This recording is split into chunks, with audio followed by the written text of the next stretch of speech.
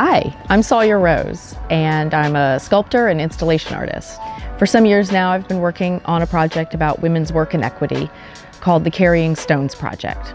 My large-scale installation sculptures are built using real-life work data given to me by a diverse group of female-identifying individuals from all walks of life. First, I collect data from my project participants about how they spend their working hours, their paid labor and their unpaid labor. Then I translate each woman's data into a data visualization sculpture that allows viewers to see how much time she spends on her paid labor and on her unpaid labor and on her volunteer work.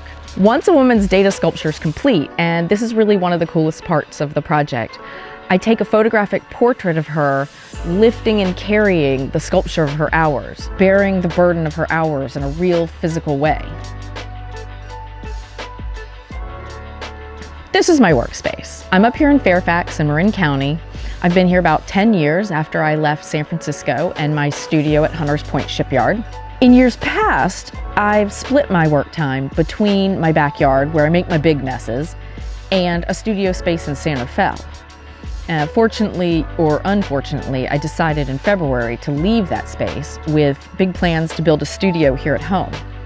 But as we know, 2020 has been an unusual year, and plans for my home studio got scrapped and replaced with homeschooling my kids.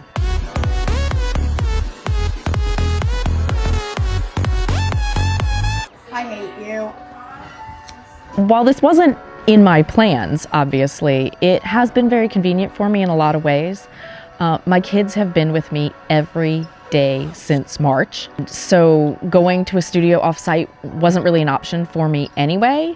And as I said, I've been doing the big, fun, messy bits of my work here anyway, so the transition wasn't that big. Getting outside helps me shift into creative mode more quickly, even if I've spent the rest of my day helping with schoolwork or making mac and cheese or whatever it is I've been doing.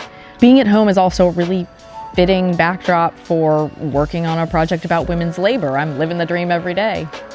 Visitors to my studio often ask me where I find my project participants and if I know them all, and the answer is no, I don't know them all before they're part of the project. A lot of women get referred to me by people who do know them and know their work stories.